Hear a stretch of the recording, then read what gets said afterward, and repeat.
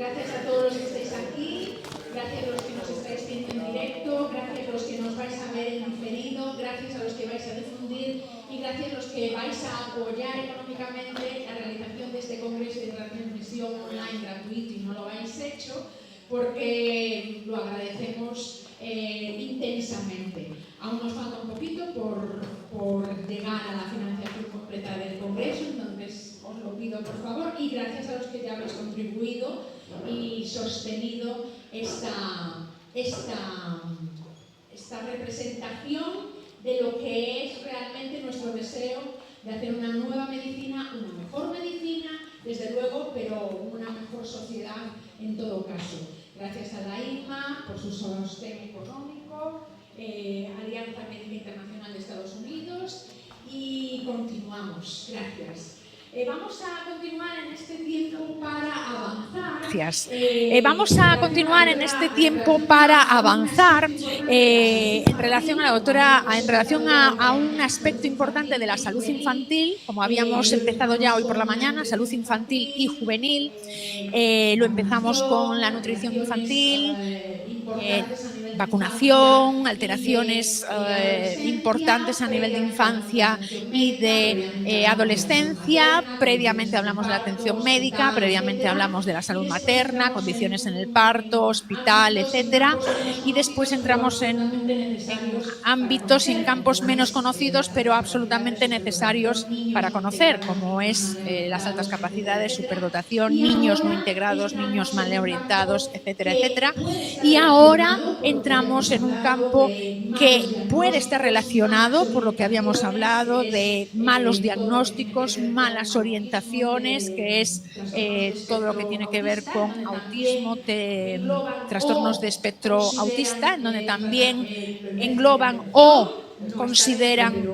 Se puede considerar vinculado, y hacemos una relación de alguna manera con ese puente que hay con los niños con superdotación, que muchas veces son mal diagnosticados y se le pone la etiqueta o se trata como trastornos de déficit de atención. Por tanto, hemos hablado con el doctor Berché, nos ha expuesto su experiencia y cómo evalúa él a estos niños, y ahora entraremos en el campo de trastornos del espectro autista con un tema muy importante. El año pasado ya vimos la multifactorialidad en la etiología del autismo, expuesta por la doctora Clavera, y hoy hablaremos de cómo evitar un segundo niño autista en matrimonios que han tenido un primer niño autista, ya que la frecuencia e incidencia por las estadísticas es muy alta. La doctora María Jesús Clavera nació en Barcelona, Cataluña. Digo el día y el... ¿No pusiste? Sí, el día. El 27 de diciembre de 1952. Bueno, es que a tu edad hay que presumir de ello, o sea, ya no se puede ocultar, hay que presumir de ello, o sea, es así. Casada desde 1974, madre de 4 hijos y abuela de 5 nietos, fue miembro de la Comisión Epidemiológica para el Estudio de las Causas de la Epidemia del Síndrome Tóxico en el año 1981, comúnmente conocido como síndrome de aceite de colza, os acordáis todos. Ella fue perito del gobierno de España. Causas que todavía hoy no se han hecho públicas. Ella hizo un estudio exhaustivo, como vimos el año pasado. Dicho estudio le llevó varios años de su vida y sentó las bases de una especial forma de ver las epidemias y tratar las enfermedades. Eso es lo que le llevó a hacer una diferente medicina o una nueva medicina. Desde 1990 desarrolla su labor asistencial en su consulta privada en Barcelona, y donde ha ido desarrollando una medicina cada vez más integral, con especial importancia en los aspectos nutricionales, intestinales, como causa y remedio de enfermedades crónicas, de enfermedades autoinmunes y degenerativas. En el año 2001 tuvo el privilegio de conocer y profundizar en el protocolo biomédico para el tratamiento de niños con autismo o con problemas de desarrollo de Effect Autism Now, basado en los mismos principios nutricionales y ortomoleculares que venía usando durante buena parte de su carrera. Desde entonces ha dedicado su vida profesional al tratamiento biomédico de niños con autismo, y desde 2006 ha impartido conferencias, muchas sobre el tema, o aunque no las que nos gustaría, querríamos más, por eso está aquí, y en la actualidad está desarrollando cursos para médicos, terapeutas colegas sobre dicho tratamiento y sobre dicho campo médico. Por tanto, muchas gracias, doctora Clavera, una vez más estar aquí, este modelo de tratamiento que vemos en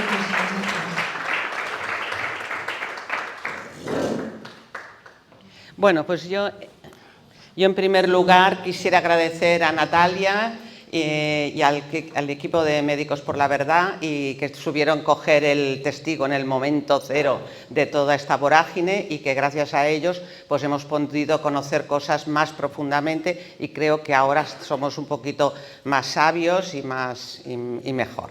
Bueno, en segundo lugar también quisiera dar las gracias a todas las personas que me han ido acompañando a lo largo de todos estos años, que han sido muchas y muy sabias, y especialmente al doctor Javier Martínez, que siempre, bueno, entre otras cosas, también era médico, era epidemiólogo, siempre trabajamos juntos y además era mi marido, el padre de estas 4 criaturas y de los nietos y todo esto.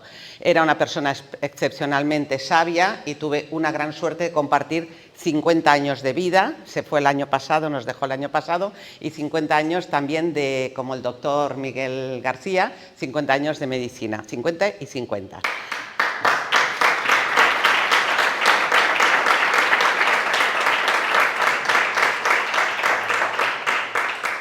Bueno, y por último me gustaría dar las gracias a Dios porque ha sabido, con mucha sabiduría, ir poniendo piedras, pero al lado una puerta, detrás de la puerta un camino, una nueva piedra, más puertas, más caminos y tal, y esto hizo pues que llegáramos a descubrir o profundizar en la medicina, conocer más a fondo cómo debería ser la medicina. De allí pasamos a conocer el tratamiento de las enfermedades crónicas y dentro del tratamiento de las enfermedades crónicas conocimos el autismo. Y entonces, pues los últimos 25 años han sido dedicados al tema del autismo. Bueno, pues muchas gracias a todos. Bueno, podemos ver... Ah, vale. Bueno, esta la pasamos, ya está, ya la hemos... Vale, bueno, entonces, como introducción... Me gustaría, este es el índice, que lo haremos lo más rápido que podamos, pero bueno, como salga, es igual. Ostras, la introducción. Bueno, yo creo que se entendería un poquito, aunque no estaba previsto, explicaros un poco cómo llegué al autismo, porque esto os dará muchas pistas de cómo luego lo hemos ido enfocando. Bueno, nosotros estábamos pues, en el año 2000, estábamos dedicados pues, a las enfermedades crónicas. Ya esta mañana ha hablado muy bien el doctor Pedro Ojea, bueno, ha habido personas que nos han hablado muy bien de cómo hay que enfocar las enfermedades crónicas, no se pueden enfocar de la misma manera que las enfermedades agudas. Es más, yo pienso que en la Facultad de Medicina preparan a los médicos para tratar bien las enfermedades agudas, las enfermedades hospitalarias, todo lo que es de esto, pero nos dejan muy cojos para las enfermedades crónicas y también muy cojos para la prevención.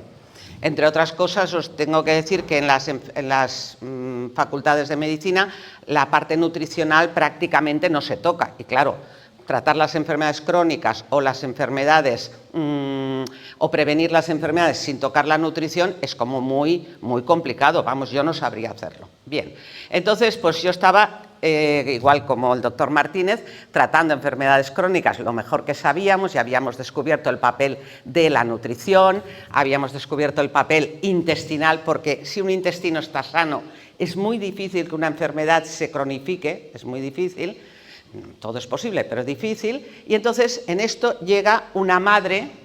Yo trataba, además soy pediatra, pues trataba niños con asma, con enfermedades atópicas, como dice él, ya sabemos lo que les sobra, trataba pues niños que cogían anginas de repetición, o sea, todo problemática crónica en la infancia, pero también muchas veces en sus familiares, ¿no? Y entonces viene una madre y yo pues cuando digo, bueno, ¿y qué le pasa al niño? Y me dice, el niño tiene autismo. Y yo, pues claro, me quedo así como muy seria. Yo no había visto nunca un niño con autismo y muy bien, tampoco sabía lo que era. Y entonces yo me quedo así pensando, bueno, me lo ha dicho para informarme, pero ahora me explicará que el niño tiene asma, que el niño tiene dermatitis, no sé, algo más. Y yo pues con toda la de esto le digo, bueno, pero el niño tiene algo más, y me dice, bueno, más. Digo, bueno, no, es que yo no sé de autismo. Y entonces me dice, bueno, lo entiendo, me dice la madre, era una madre americana que venía a vivir a Barcelona. Y entonces la madre me dice, bueno, lo entiendo, porque es muy nuevo todo esto. Pero usted quizá no sabe que los niños con autismo tienen el intestino, y las palabras que me dijo es el intestino podrido. Estas palabras. Y que claro, pues digo, pues no sabía nada. Dice, y yo he buscado un pediatra que me han dicho que conoce un poquito el intestino, la parte nutricional y tal. Digo, bueno, sí, pero de ahí a tratar un niño con autismo es un abismo. Usted no se preocupe, olvídese que mi hijo es autista, usted concéntrese en el intestino de mi hijo. Bueno, digo, pues sí, pues vale, me dejó mucha documentación que se traía de América. Y bueno, pues empecé a hacer lo que hacía con un niño como si hubiera sido asmático o con diarreas crónicas, pues análisis de heces, análisis de sangre, ya hacíamos lo del mineralograma de cabello, intolerancias alimentarias, bueno, todo lo que en ese momento ya hacíamos. Y cuando vinieron los resultados vimos si realmente era sorprendente, es que no había nada que estuviera bien, estaba lleno de hongos, de parásitos, intolerancias, bueno, a tope. Entonces empezamos a tratar. Y ella me decía, usted olvídese que el niño es tal. Bueno, el niño era pues todos los síntomas autísticos totales. Bueno, entonces empezamos a tratar y claro, imagínate que a la siguiente visita el niño ya miraba. A la otra visita el niño ya empezó a hablar. Y fue un niño que fue muy bien. Y claro, pues eso como médico te impacta y dices, bueno, ¿aquí qué está pasando? Bueno, para mí fue, y para mi marido igual, pues fue revolucionario. Entonces, a partir de ahí, pues bueno, la verdad es que los 3 o 4 primeros casos fueron muy bien, pero yo creo que el de arriba dijo, te vas a enganchar, porque cuando tú ves que haces una intervención y que el paciente mejora, pues ya lo sabe el doctor Miguel, que nos lo ha explicado muy bonito esta mañana con la cefalea, te quedas muy enganchado, que dices, pues yo puedo ayudar a estas familias y yo puedo hacer algo por este síndrome. Bueno, pero luego a partir del 4, o más o menos, pues ya no era tan fácil. Ya había, pues regresiones, bueno, había problemas. Luego ya supimos que eran, pues, fases de crisis de desintoxicación, bueno, muchísimas cosas. Pero bueno, ya estaba enganchada y entonces pues dije, bueno, pues tengo que aprender más y entonces ya empecé pues a ir a los congresos que había en América, ya fui por allá y bueno, ya me enteré de que era una epidemia, que era una enfermedad nueva, bueno, todo lo que un poquito os voy a contar ahora, pues me fui enterando poco a poco, porque al principio pensaba pues que había muy pocos y que bueno, pues había tenido la suerte de conocer a unos pocos. Bueno, entonces, pues desde entonces, pues que no he parado de intentar aprender mucho y bueno, la verdad que sí, que en 25 años dedicadas en alma, vida y corazón, pues a un tema, con el espíritu abierto, con la mente abierta, intentando conocer lo máximo y apoyar lo máximo, pues vas aprendiendo cosas. Luego he visto que casi todo lo que he aprendido en el mundo del autismo se puede aplicar, por supuesto, a muchas de las enfermedades crónicas. Entonces, realmente el autismo no deja de ser una enfermedad crónica más que coge en la vida fetal, a veces la vida fetal, pero muchas veces ya en los primeros meses, y que afecta a todo el organismo y al final afecta al cerebro y al desarrollo del niño. Bueno, entonces, ¿dónde está? Ah, vale.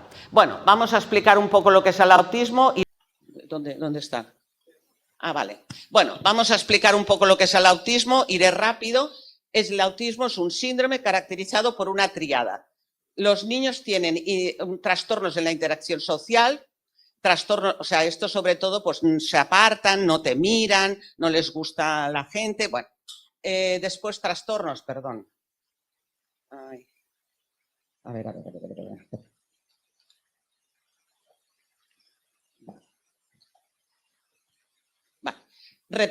Trastornos en la comunicación, pues hablan, a veces no hablan, y si hablan, pues hablan un poco pues, con dificultad, no tienen lo que es un poco bueno, trastorno de la comunicación.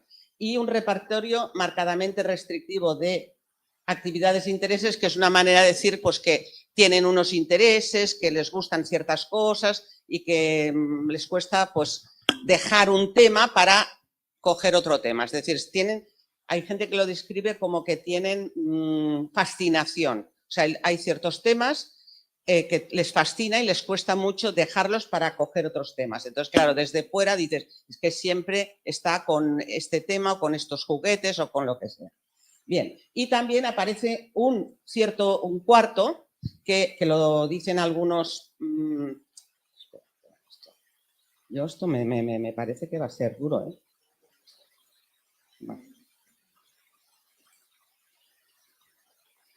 Bueno, vale. Un cierto grado de torpeza motora. Entonces aquí nos preguntamos, y luego lo hemos sabido por personas que saben mucho del tema a nivel neurológico, que el cerebelo es uno de los órganos más afectados en el autismo. Bien, entonces, ¿qué tipos de autismo hay? Pues no vamos a leer todo esto porque no acabaríamos ni de esto, pero más o menos hay el niño que nace con ya el trastorno, que desde el principio se ve, pero eso es muy raro. Y luego hay los niños que aparentemente son normales, pero hacia los 18 meses, 15, 18 meses, se desconectan. Luego, cuando hurgas, pues ya ves que tenían quizá alguna cosilla, ¿vale? Entonces, al primero se llama autismo neonatal, al segundo autismo tardío o regresivo. Hoy día se sabe, bueno, todos son hipótesis, ¿eh? Yo no quiero afirmar nada, todo lo que digo es hipótesis, pero como los tenemos que tratar porque somos médicos y no podemos decir, bueno, hasta que la ciencia no determine qué es exactamente esto y cómo lo tenemos que tratar, pues nada, no vamos a hacer nada.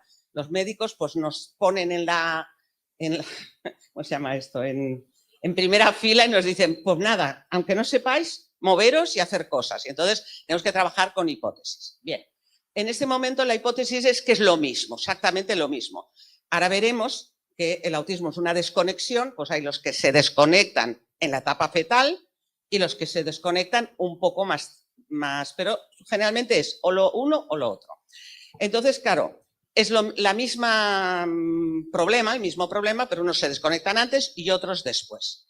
Bien, entonces, bueno, el diagnóstico suele hacerse entre los 2 y 4 años y siempre el patrón es el mismo. La madre ya va diciendo, mi hijo le pasa algo, porque una madre lo nota. O sea, y si ha tenido otro hijo, pues más. El padre, no, hombre, no. La abuela, las abuelas aquí no juegan un buen papel, luego ayudan un montón, pero las abuelas, no, hombre, no, si tú tampoco hablaste hasta no sé qué, si tú no mirabas nunca, si tú no sé qué. Bueno, porque ya ven que las madres están muy de esto y el pediatra no se entera, o sea, el pediatra siempre dice que... Y tampoco es culpa del pediatra, porque a los pediatras nos educaron en que decir, los niños, pues no anda, ya andará, no habla, ya hablará, no pasa nada. Pero esto hace 40 años o 50 años, cuando yo estudié pediatría, era cierto, si un niño no hablaba, pues ya hablaba. Habían los que nacían por el parto, que veías que tenían pues, un tipo de parálisis o trastorno del parto, pero luego los niños, cada uno tenía su desarrollo. Y era verdad, no anda, ya andará, no habla, ya hablará. Hoy día ya no es así. Hoy día si un niño no habla o no anda, pues hay que, no digo que tendrá un autismo, pero hay que poner remedio, porque cuanto antes pongas un remedio, antes vas a salir del problema. Bien, entonces... El que generalmente da la voz de alarma es el del jardín de infancia, o no sé, cada comunidad se le llamará así, la profesora del jardín de infancia. Con lo cual, los niños que no van al jardín de infancia, que es una opción muy bonita y muy maravillosa, pues tardan más en desconectarse. Y la madre lo pasa fatal, no os lo podéis imaginar lo sola que puede llegar a estar porque no tiene un entorno que le apoye. Bueno, aunque a veces en lo del tiempo nos come mucho la cabeza, tampoco es el final del mundo. Lo importante es ser consciente y ponerse manos a la obra, porque puedes ayudar mucho a una familia con un niño con autismo. Bien, ¿el autismo es una enfermedad mental? Bueno, pues yo creo, y quizás estoy equivocada, pero creo que a nivel oficial todavía se considera una enfermedad mental, porque lo llevan, está descrito en el DSM, que es el libro de las enfermedades mentales, lo llevan los neuropediatras o psiquiatras.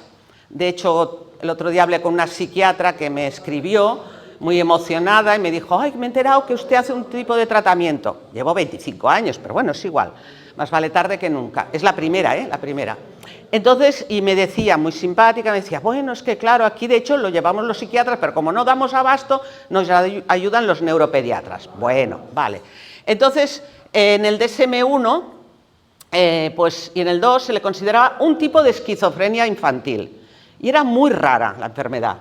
En el DSM-3 ya lo define como autismo infantil, en el DSM-4 trastorno generalizado del desarrollo, y allí se distinguía el autismo, después 2 o 3 tipos raros de autismo y el síndrome de Asperger. O sea que en el DSM-4, que se acabó en el año 2013, había como 5 tipos de autismo, 2 conocidos, autismo y síndrome de Asperger, y los otros 3 muy poco conocidos. Pero ¿qué pasa? Aquí es muy importante darse cuenta que no hay 2 niños con autismo que sean iguales, no hay 2 autismos iguales. Entonces, pues yo creo que ya se cansaron de ponerles de esto. De hecho, yo una vez me llegó un informe de un paciente de Lisboa, o sea, de Portugal, y el informe tenía un diagnóstico, pero en la hoja de atrás, no os exagero, que había como 50 tipos de diagnóstico. O sea, uno con el otro, el dislalia, la disartria, la no sé qué. O sea, y yo pensé, es que no hay manera de describir. O sea, y entonces yo creo que han tenido como una iluminación que en el DSM-5 ya prefirieron hablar de trastorno del espectro autista, porque al menos esto nos simplifica la vida. Es decir, yo a veces lo pienso como un quemado, es decir, ¿hay 2 quemados iguales? No, pero claro, comparten cosas, y si tienes una quemadura, pues vas a ir a una unidad de quemados porque allí tienen más experiencia y entonces cuando te hablan de un quemado, pues a lo mejor te da más información el que te den, decir, mira, pues es un quemado del 30%, se quemó con petróleo, fue una explosión, las manos las tiene bien, la cara no, le van a hacer un injerto, están con unas 10 características, tú te haces una buena idea de lo que es un quemado. Pues con el tema del trastorno del espectro autista, creo que nos entenderíamos mejor si nos comunicáramos así, con parámetros. Y han hecho muy bien, trastorno del espectro autista.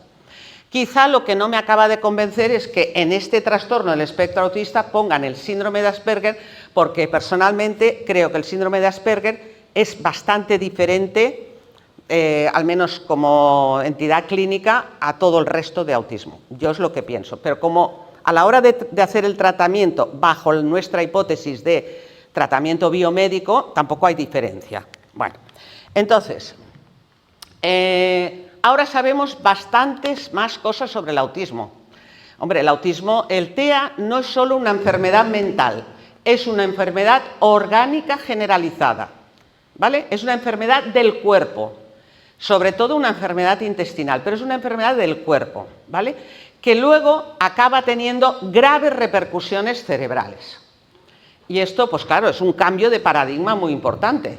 Entonces, porque ya cuando haces el historial clínico, tú vas preguntando, y era un niño que ya tenía síntomas digestivos. Bueno, en el momento que lo ves, te puede explicar síntomas digestivos, déficits nutricionales, alteraciones endocrinas. ¿Y qué alteraciones endocrinas? Bueno, las glándulas suprarrenales las tienen exhaustas. Ya no pueden hacer ni un miligramo o microgramo de cortisol, los tienen exhaustas. No os podéis imaginar cómo los cortisoles, ya no, de tanto fabricar cortisol, están con glándulas adrenales exhaustas. Como tienen las glándulas adrenales exhaustas, tienen hipotiroidismo. La mayoría, es decir, yo hablo en general. Bueno, esto ya es muy grave para un trastorno, para una persona que se está desarrollando, que tenga el tiroides mal. Problemas infecciosos. Dices, ¿cuáles? Pues es que tienen parásitos, tienen hongos, tienen bacterias, bacterias intracelulares, extracelulares, problemas metabólicos, lo que quieras. En la mitocondria, aquí se habló de la mitocondria, pues casi todo lo que se dijo de la mitocondria también reza para el autismo. Y intoxicaciones varias, bueno, que parece que, intoxicaciones varias, no, está lo último, pero es de lo más importante. Los niños con autismo están intoxicados hasta aquí, no os lo podéis imaginar. Bueno, entonces, la causa inicial es una causa ambiental. Lo veremos ahora, no os lo tenéis que creer porque os lo diga. Y también es cierto que los niños con autismo presentan polimorfismos genéticos que los hace vulnerables genéticamente. Es decir, porque, claro, la medicina oficial intenta que sea derivar la cosa a la genética, porque bueno, todo el mundo le interesa la genética. La genética, pues no hay culpables, no hay que cambiar nada, se pueden vender test, se pueden vender cosas, bueno, no sé, es un mundo que es cómodo para la medicina oficial. Y entonces siempre intentan derivar, cuando las cosas se complican, hacia el mundo de la genética. ¿En el autismo hay problema genético? Bueno, no hay problema cromosómico ninguno. Polimorfismos genéticos, que quiere decir que la genética pues, ha tenido algún tipo de trastocamiento, un poco sí, pero también lo veremos que a lo mejor ya es consecuencia de lo que el niño se tiene que enfrentar, ¿vale? Bien, entonces, pero sobre todo es todo el entorno del niño que afecta la parte intestinal y todo el funcionamiento del cuerpo, y al final la repercusión está aquí. Bueno, entonces, es importante resaltar que el autismo es una enfermedad nueva, ¿vale? Es decir, a veces dicen, no, es que el autismo ha existido siempre. No, no es cierto. Y eso es muy importante. ¿Y por qué es importante? Bueno, porque ante una enfermedad nueva lo que hay que hacer es buscar causas nuevas, ¿vale? Por lo tanto, el autismo es una enfermedad nueva. ¿Y cómo lo sabemos? Pues sabemos porque en el año 1938 el doctor Leo Kanner, que era un psiquiatra infantil norteamericano, vio el primer niño, que además tiene nombre y apellido, que se llama Donald Gray Triplett, y está en internet, podéis buscar toda la historia de este niño, y entonces en el año 43 hizo un primer artículo científico, entonces se tardaba un poco en hacer artículos, y entonces describía los 11 primeros casos, y durante mucho tiempo se le llamó autismo de Kanner. Pues ya podéis imaginar que si esto hubiera estado conocido por todo el mundo médico, hubieran dicho, oiga, ¿qué dice doctor Kanner? Pues si esta enfermedad la hemos visto toda la vida. Pues no, se llamó durante mucho tiempo el autismo de Kanner y nadie discutió que era una enfermedad nueva. Es más, al año siguiente, el doctor Hans Asperger, que era un psiquiatra austriaco, describió otro grupo de niños autistas, pero aquí tenían coeficiente intelectual, que es lo que se manejaba en aquella época, ahora parece que ya no tiene que ser así. Entonces, que eran normales o de coeficiente elevado. Y como eran un poco distintos los otros, pues se les dio otro nombre, síndrome de Asperger. Entonces, fijaros, 43 describe Kanner, 44 doctor Asperger, uno en América y otro en Austria. Y todavía el síndrome de Asperger todavía se llama Asperger, por lo tanto, enfermedad nuevísima. Y esto cambia muchísimo las cosas, porque ante una enfermedad nueva tenemos que buscar causas nuevas. Bien, vale. Y desde entonces el número de casos primero fue creciendo, entonces se calculó que era 1 cada 10.000 niños. Y a partir de entonces fue creciendo poquito a poquito, pero a partir de 1980 se disparó. Ahora lo iremos viendo con más calma. Bien, bueno, aquí ya lo pone que en Estados Unidos en 1950 era 1 de cada 10.000 niños y ahora en el 2022 es 1 cada 31 niños, por poner cifras oficiales, ¿vale? Bien, entonces, ¿el autismo es una enfermedad sin tratamiento oficial? Vale, que ya no es tanta cosa, pero bueno. El autismo es una enfermedad sin tratamiento oficial, pese que han transcurrido más de 80 años del primer caso. Es muy importante. Han pasado 80 años del primer caso y todavía no existe un tratamiento oficial o al menos no hay resultados, porque el tratamiento oficial pues no hay. Bien, entonces, según la medicina académica, es una enfermedad de causa desconocida, aunque los últimos meses, y aquí ya sabéis a quién me refiero, se está empezando a hablar de causas iatrogénicas, ya sabéis, y microbiota afectada. Bueno, pero esto es en los últimos meses, o quizá un año o 2 años, pero es que el primer autista fue del año 1938. Y en todo ese tiempo no ha habido prácticamente nada. Y los médicos que han hecho algo han tenido que ir siempre en paralelo. Bien, entonces, si vamos a estudiar el estudio de esta pandemia, epidemia y pandemia, aquí sí que es una pandemia porque afecta a todo el mundo y afecta de verdad. Nos puede dar mucha información sobre las causas del autismo. Bueno, pasamos a la siguiente, epidemiología. Ya lo hemos dicho, pero sí que es importante que el doctor Kanner y el doctor Asperger fueran psiquiatras infantiles. Yo creo que fue no tuvimos suerte. Sí tuvimos suerte porque describieron la enfermedad, pero no tuvimos suerte porque se enrocaron en que esto era una enfermedad mental, era pues primero que si era una esquizofrenia infantil, que no sé qué, no sé cuántos, y de allí no salieron. Yo creo que si hubieran estado, pues lo hubieran descubierto o lo hubieran cogido de la mano, pues médicos de cabecera, pediatras, digo yo, pues entonces yo creo que estaríamos un poquito más avanzado y podríamos haber puesto un poquito de prevención. Bueno. 1950, lo hemos dicho, 1 cada 10.000 niños. El 66 ya era la cuarta parte, o sea, 4 veces más. 95, 500, 2000, 150, 2008 y 2022, lo que hemos dicho. Es decir, esto es una curva exponencial. Bien, entonces, ahora bien, 2025, yo os puedo decir, porque yo tengo mucho contacto con niños con autismo, sus padres, todo tipo de terapeutas relacionados con este tema, y yo siempre que viene una primera visita, que ahora ya no tengo, desde hace 5 meses no tengo, pero hasta ahora sí, les pregunto, ¿cuántos niños autistas hay en la clase de su hijo?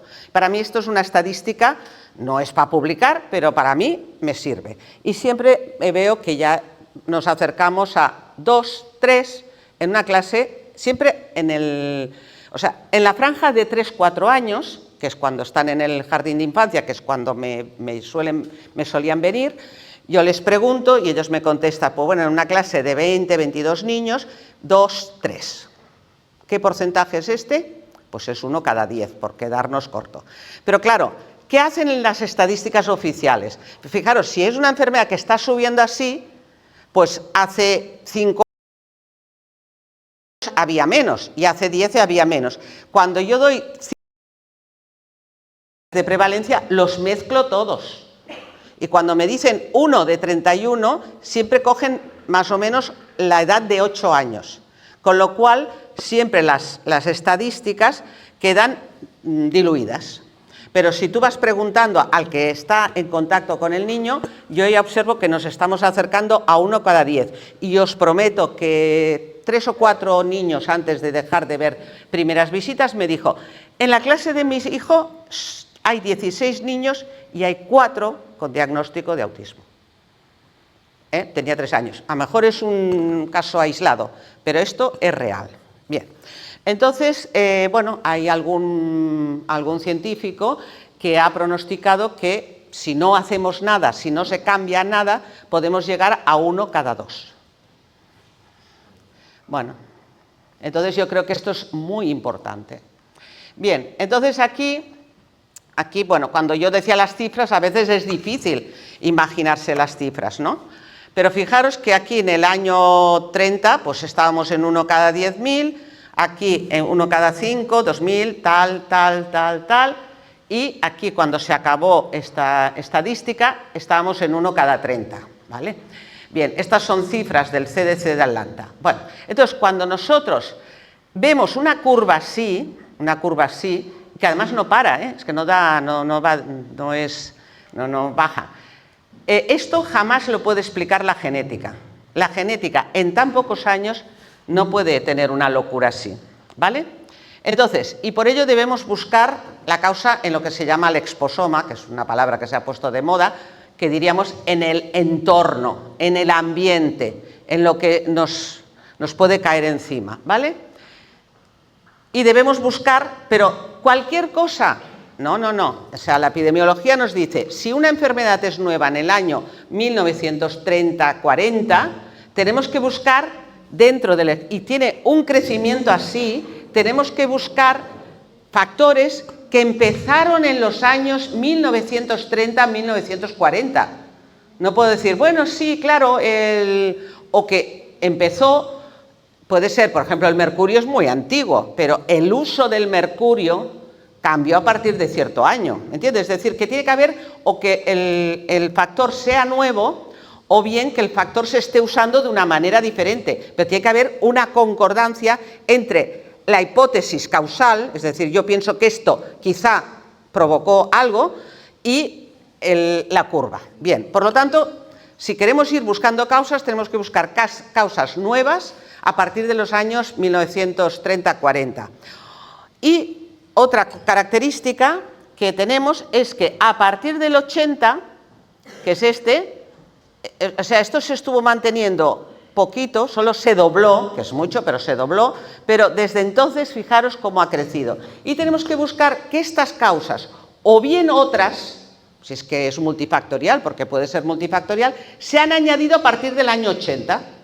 Esto es que es el ABC, son enfermedad nueva, tiene que haber causas nuevas o manipulación diferente a partir de esa edad, y como a partir del año 80 se ha disparado, esto tiene que pasar, a partir del año 80 también tiene que dispararse. Y si cumple, y luego que la patología que provoque tenga algo que ver con la enfermedad que estamos estudiando. Si esto se cumple, ya podemos decir bienvenidos a la hipótesis causal. Si no lo cumple, pues diremos, bueno, pues quédate allí y a lo mejor algún día te venimos a buscar. Pero de momento no puedes ser de la hipótesis causal. Bien, entonces... Bueno, esto es para que veáis que los datos son de oficiales, Vale. Entonces, por lo tanto, de este exposoma, de todo lo que nos rodea, ¿qué es un exposoma? Es la suma total de todas las exposiciones ambientales que hay. Lo que respiramos, lo que comemos, lo que nos ponemos, lo que nos toca en la piel, todo lo que es ambiental, lo que nos inyectamos, todo es el exposoma, ¿vale? Entonces, hay los factores externos, que son los ambientales, que sería la contaminación, la radiación solar, microondas, etcétera, estilos de vida, pues la alimentación, el estrés, el sueño, el ejercicio, hábitos tóxicos, tipo de atención médica, fármacos, y factores internos, que quizá el metabolismo, estrés oxidativo, inflamación, alguno sería quizá relacionado con algo genético, o bueno, más que genético, epigenético, y la microbiota. Bueno, esto es fundamental estudiarlo en todas las enfermedades crónicas, no solamente en el tema del autismo, sino en todas las enfermedades crónicas. Y por supuesto, lo que decíamos, en el autismo. Bien. Posibles factores del exposoma implicados en el TEA, es decir, qué cosas del ambiente, dichos en palabras normales, qué cosas en el ambiente pueden haber provocado una enfermedad nueva, una epidemia nueva que está explosionando. Bien, pues a ver, vamos a hacer una estadística general.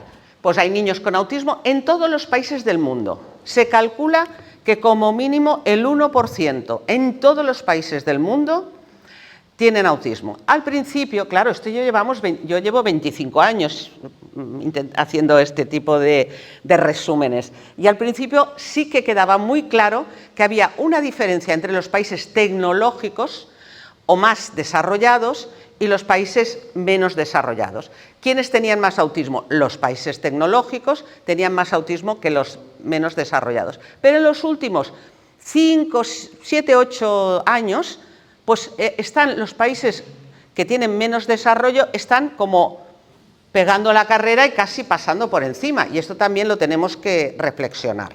Bien, entonces,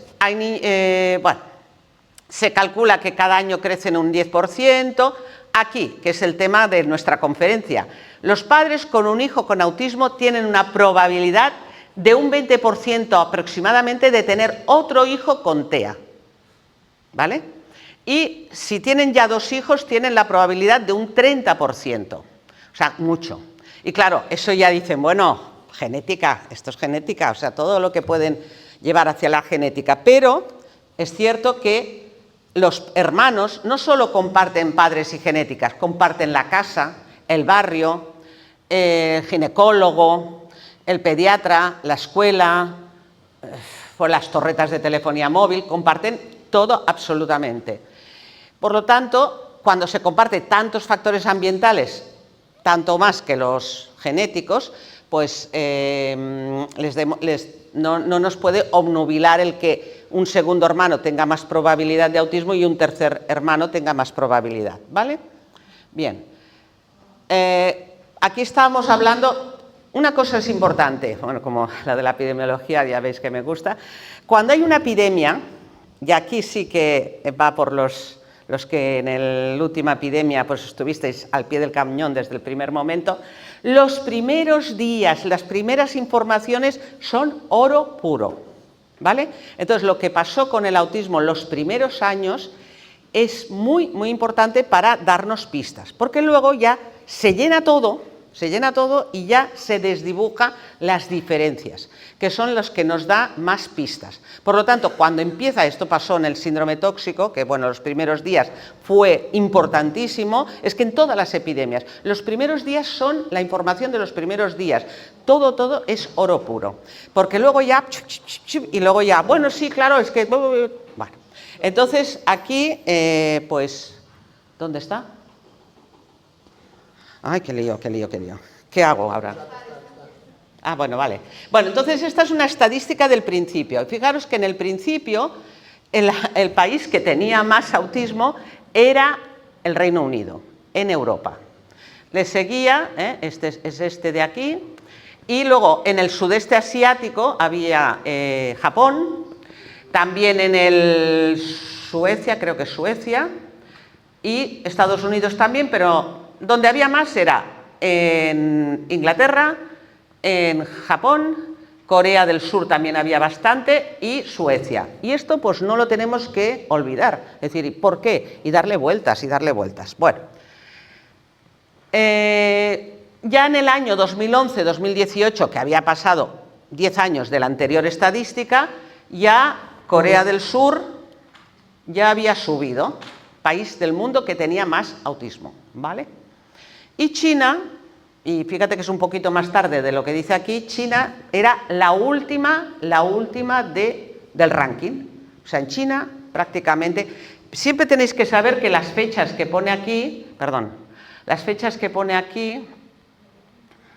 suelen ser distintas, o sea, que a lo mejor nos dicen 2011, pero se refieren a años anteriores. Pero bueno, lo curioso es que China era de las últimas. Bien. Y ahora la prevalencia en el 2022, pues resulta que, si os habéis fijado, Qatar, Arabia Saudí, Afganistán, pues han pasado a ser de los primeros. Son países que, bueno, China ha pasado de ser de las últimas del planeta a una posición por encima de Estados Unidos. Fijaros dónde la tenemos a China, aquí. Estados Unidos, igual que Estados Unidos. Y luego el resto de países más o menos estamos más o menos iguales, ¿vale? Bueno, todo esto hay que tenerlo en consideración. Bueno, al principio, sobre todo al principio, pues era más en las ciudades, más la gente rica, y ponemos Hollywood porque California, Hollywood, toda esa zona fue de las más afectadas al principio de todo, ¿vale? Y también el nivel educacional. Bueno. Entonces, sabemos que hay más autismo los padres con edad avanzada, pero esto ya lo sabemos de todo tipo de patología. En madres solteras o separadas, probablemente por el estrés. Los varones tienen más autismo que las mujeres. En las concepciones artificiales, o sea, yo tengo en mi consulta el 20% o más de los niños con autismo vienen de concepciones artificiales. En prematuros, cuando han tenido infecciones fetales, los niños nacidos por cesárea, ¿quién nos ha hablado hoy de la cesárea?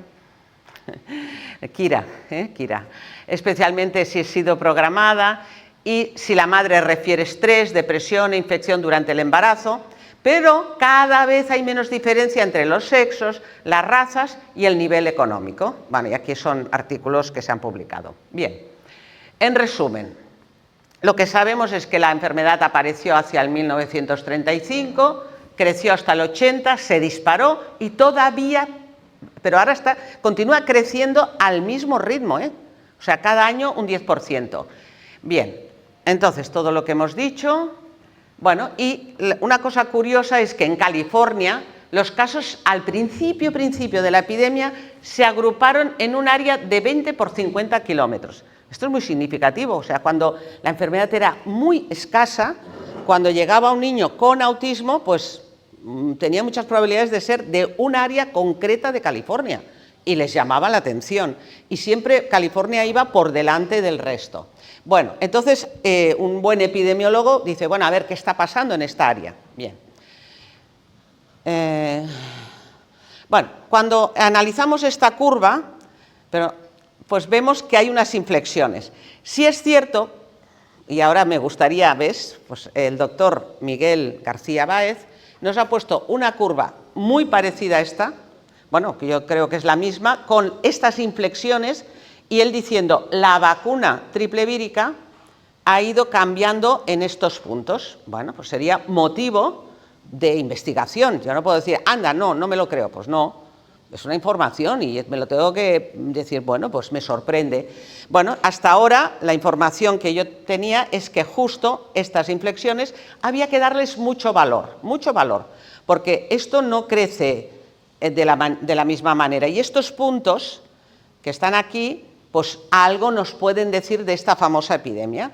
Bueno, entonces aquí lo que el doctor Martínez, porque esto fue un trabajo que hizo el doctor Martínez en el año 2012, vio que aquí se implantó, y aquí están todos los datos, la primera G, es decir, una cosa que tenemos es que a partir del 1979 más o menos empezó la telefonía móvil en civil.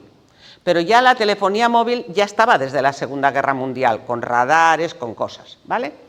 Entonces, aquí la primera G, segunda inflexión, segunda generación, tercera generación y cuarta generación. Bueno, como candidato a tener un peso es importante.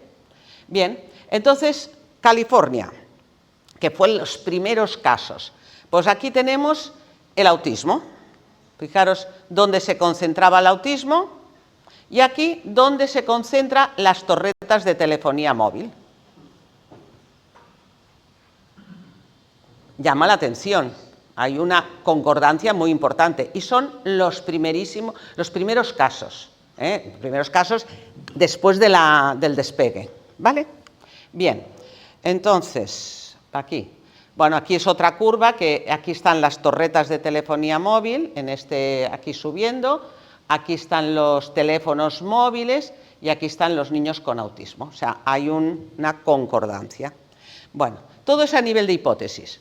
Entonces, otra cosa que también pasó es que las microondas, pasaron a ser lo que se llama cuadradas. Fijaros.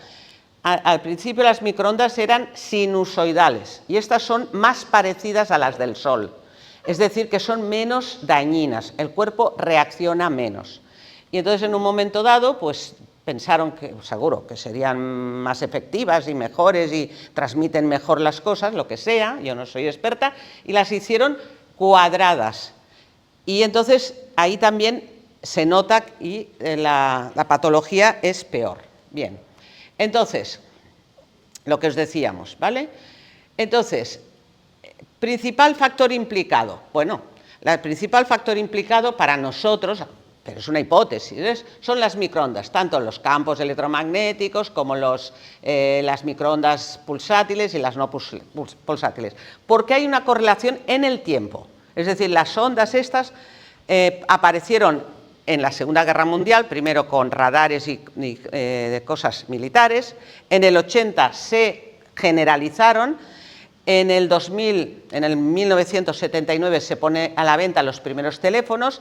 En el 2015 el 75% de habitantes del planeta tenían móviles y en el 2025, que es ahora, el 97,6%. Pero del 75 al 97, ¿qué habitantes del planeta han adquirido móviles? Sobre todo los países menos desarrollados. Por ejemplo, bueno, yo no sé si China es desarrollada o no, pero los chinos pasaron de no tener muy poco móvil a tenerlo, y muchos países de desarrollo. Bueno, y luego las inflexiones que ya hemos hablado, y además hay una correlación con el espacio. Hay una coincidencia de mayor tasa de autismo en países y zonas donde ha habido una implantación de telefonía móvil, wifi y radares más precoz, que es lo de California, el caso de China, que lo hemos explicado, pero además hay una coherencia biomédica. ¿Las ondas tienen algo que ver con la patología del autismo? Pues sí. No nos vamos a entretener, pero sí. Es decir, entonces, bueno, aquí las microondas penetran en todos los lugares y tejidos, agitan las moléculas, bueno. Entonces, donde hay metales pesados, vosotros ya sabéis que los metales y las microondas se llevan fatal. Entonces, todos los seres humanos tenemos un nivel de intoxicación de metales importante. Y más los que están clink, clink, clink, clink, clink, pues más, porque tienen muchos metales. Entonces, el tener metales en tu cuerpo te hace más vulnerable a las microondas. Pero es que además el agua, el bebé tiene muchísimo más agua, un feto prácticamente es agua, bueno, no tanto, y conforme nos hacemos más mayores, pues tenemos menos agua. Bueno, y después donde afecta muchísimo las microondas es en las proteínas.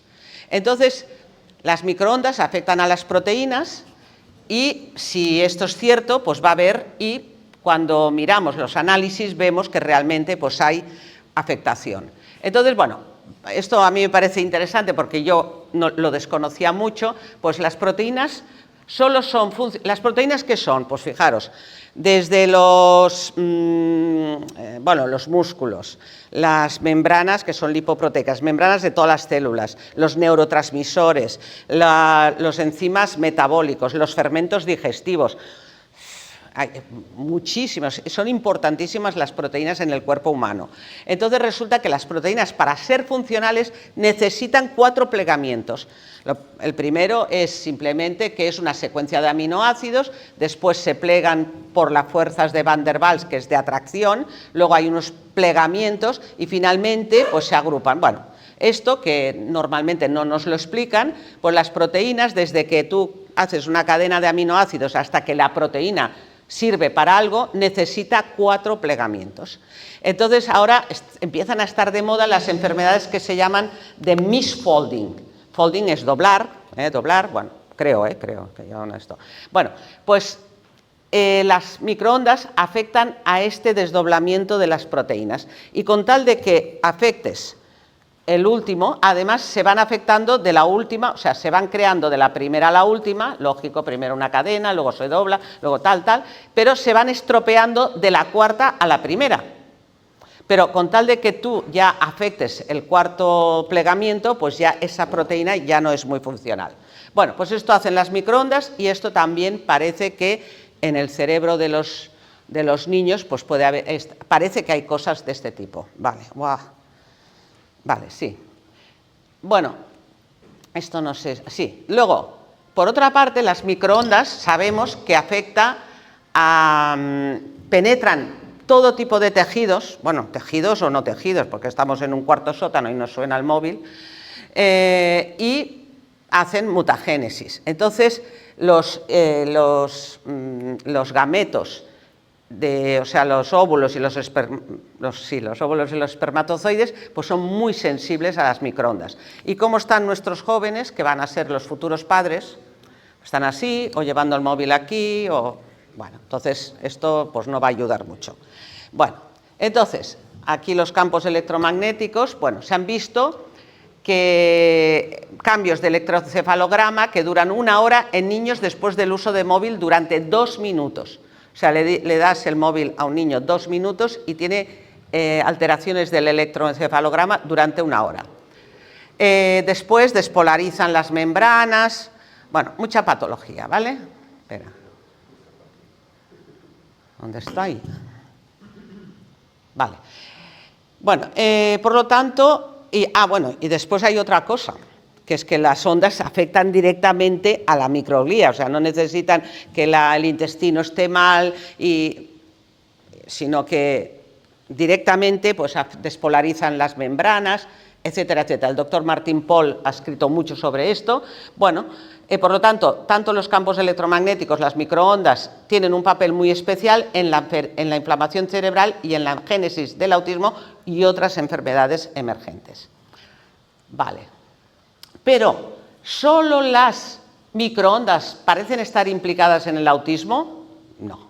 Seríamos muy cortos o muy poco profundos si dijéramos, es las microondas. No, porque, bueno, luego si hay debate, pues ya lo hablamos, parece que hay otros aspectos. Entonces, la epidemia de autismo está correlacionada con otras causas ambientales. Por ejemplo, aparte de esto, y tenemos que estudiarlas, y siempre con las 3 cosas, que empezaran en la Segunda Guerra Mundial, que se disparen en el año 80 o que se inicien, se sumen a la epidemia en el año 80, y que la coherencia espacial, que es de esto, y la fisiopatología que encaje. Vale. Entonces, ¿qué cosas han pasado desde la Segunda Guerra Mundial a ahora? Y todos estaréis de acuerdo en que es cierto, pero luego dirá, pero yo no sé si suma o no suma. Bueno, irrupción de la química en la alimentación. A partir de la Segunda Guerra Mundial, por ejemplo, el famoso glutamato monosódico, que es de lo peor que existe, fue un botín de guerra de los americanos a los japoneses. Y cada una de estas cosas es bonito o así, porque hay científicos que lo defienden. O sea, cada una de estas cosas que hemos puesto aquí, no es que yo haya dicho, a ver, mira este y otro, no, es que hay científicos que se matan. O sea, hay gente... lo que pasa, el nombre no lo he puesto porque no me ha dado tiempo, pero hay un científico que dice el glutamato monosódico es la causa del autismo y mataría por ello. Y lo que tenemos que pensar es, probablemente está implicado, pero no es lo único. Bien, entonces fijaros, tenemos conservantes, colorantes, saborizantes, etcétera. El uso por primera vez en la humanidad de leche artificial para alimentar a la infancia a partir de la Segunda Guerra Mundial. Antes de la Segunda Guerra Mundial no se podía utilizar leche, el biberón es lo de menos, no se podía utilizar leche artificial porque no había la tecnología para conseguir leche artificial. Entonces, pues antes, cuando un niño no tenía posibilidad su madre no le podía amamantar, pues tenía que ser la hermana, la abuela, la vecina, y si no, se contrataba una nodriza. Y en los orfanatos lo mismo, había muchísimas nodrizas cuya profesión era amamantar los niños de los orfanatos. Y mira que había cabras ecológicas, pero los niños no podían ser criados con leche animal en los primeros meses. Y esto cambia a raíz de la Segunda Guerra Mundial, empiezan los biberones. Y esto no es cualquier cosa, porque los que trabajamos con las enfermedades crónicas de la infancia sabemos que esto es un problema, ¿vale?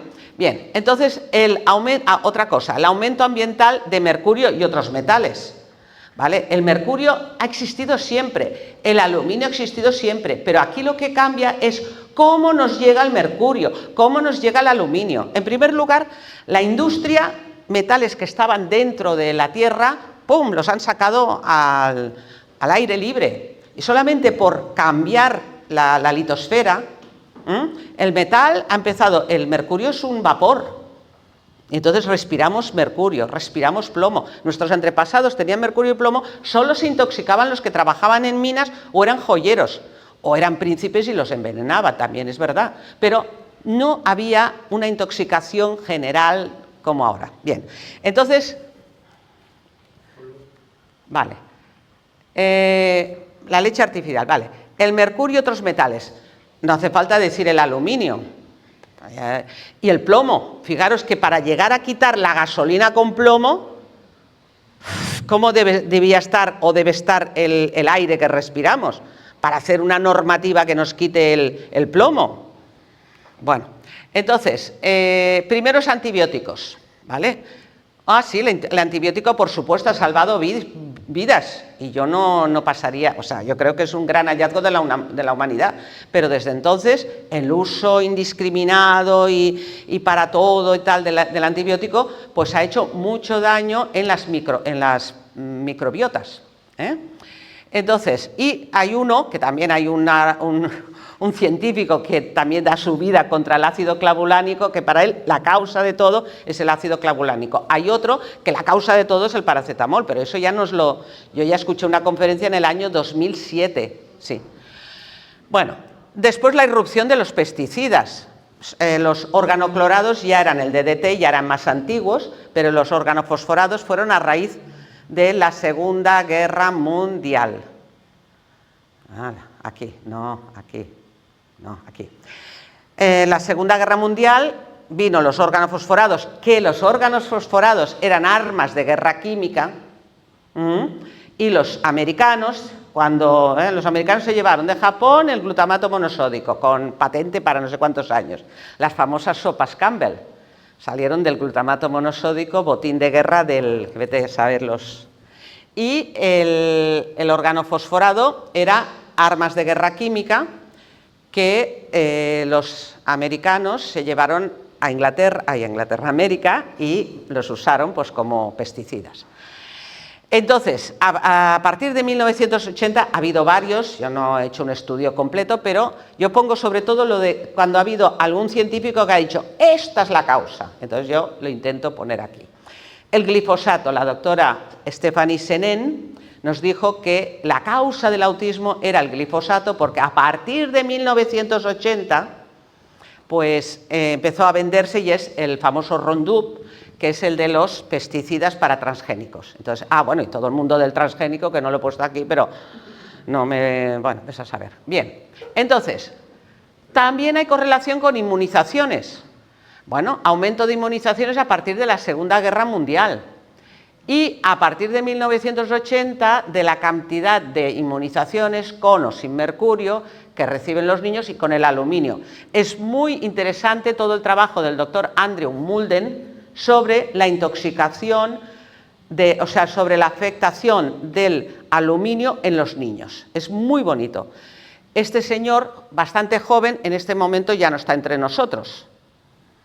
Bueno, le hicieron la vida bastante difícil. Bueno, después, a ver, el calendario de inmunizaciones en el año 1980, cuando la curva de autismo se disparó, pues para niños menores de 15 meses era 7 dosis, ¿vale? En el año 2025 son 32 dosis. ¿Es exponencial o no es exponencial? Bien, vale. La triple vírica, la más señalada por los padres como relacionada con el debut del autismo, porque los padres, la mitad de los padres te lo dicen, ¿no? Se comenzó a usar de manera sistemática a partir de 1981. Bien.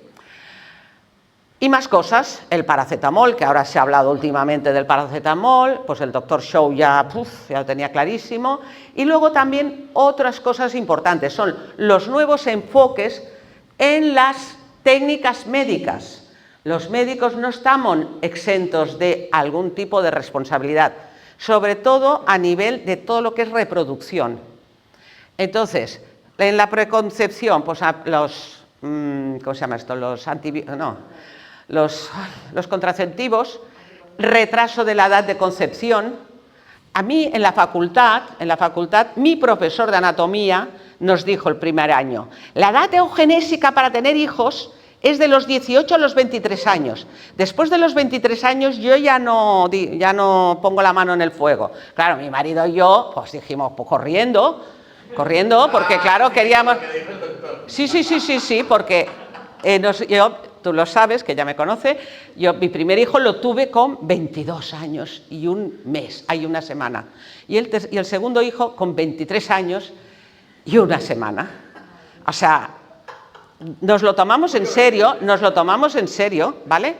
Bueno, pues ahora fíjate, yo he tenido pacientes, una vez mi marido a una paciente de 38 años le dice, bueno, llevaba 10 años con la misma pareja y le dijo, yo pongo un poco de humor porque si no esto es... Dice, bueno, ¿cuándo pensáis tener hijos? Dice, ay, es que somos muy jóvenes. Y mi marido le salió del alma y le dijo, hombre, para ser abuelos sí. Y entonces dice, bueno, ¿pero qué me dice, doctor? Pues sí. Y a una paciente le dijo, a una abuela, bueno, una de las abuelas que no tenía, imagínate, una abuela de, no sé, ya de 60 años, no tenía no sé cuántos hijos, ningún nieto. Entonces le puso en la receta, le receto nietos. Y yo pensé, ay. Sí, sí. Y entonces dice, yo se lo escribo, tal. Y a la siguiente visita viene con el hijo. Oiga, doctor, ¿usted le dijo a mi madre que tenía que tener nietos? Y él dice, pues sí. Dice, pues ya estamos embarazados. Y yo pensaba que venía allí para pegarle un de esto. Bueno, pues claro, una abuela con nietos es una abuela más sana. Y entonces, pues eso es lo que... Porque es la vida da vida, ¿no? Bueno, entonces, aparte de esto, pues eso, la retraso en la edad de la concepción, pero es que es toda la sociedad que te dice, no, tú no tienes prisa, pero la biología es la misma, la misma. Bueno, la concepción, pues técnicas artificiales de fertilización. Yo no me quiero meter en las técnicas de fertilización, pero lo que sí os puedo decir es que las madres, cuando por fin gestan a un hijo, están con una salud muy mala. Han tomado muchas hormonas, muchos antibióticos, están estresadísimas, están, yo creo que no desnutridas, en plan, niños, están desnutridas de nutrientes, sobre todo minerales, vitaminas, etcétera. Entonces, y flora, microflora, ni nada. Entonces se ponen a concebir y como vienen de la fertilización in vitro, una ecografía para saber si están embarazadas, otra ecografía a la semana porque todo vaya bien, otra. Yo creo que en un embarazo de in vitro pues te pueden hacer de 8 a 10 mínimo ecografías para ir viendo que todo salga bien. Bien, inmunizaciones, amniocentesis, muchas veces sin razón, el parto ya ni te hablo, lo que han dicho hoy de mayor número de cesáreas, bajo peso, etc. Y el posparto y las lactancias, pues la lactancia artificial escasa, pero hay otra cosa que eso no lo habíamos visto antes y dices, la lactancia muchas veces es tóxica.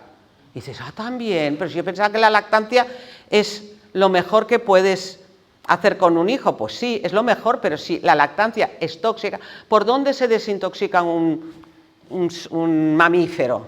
Pues si está tóxico se va a desintoxicar no solamente por la orina, sino también por la lactancia. Entonces yo he tenido niños que me han venido con autismo, las madres súper naturistas, todo comida ecológica, todo perfecto, pero con un autismo de desconexión total. Y con 3 años todavía les daban de lactancia porque era lo mejor que les podías dar. Y cuanto más autista estaba el niño, más lactancia, porque es que es lo mejor que le puedo hacer. Y yo digo, a ver, abre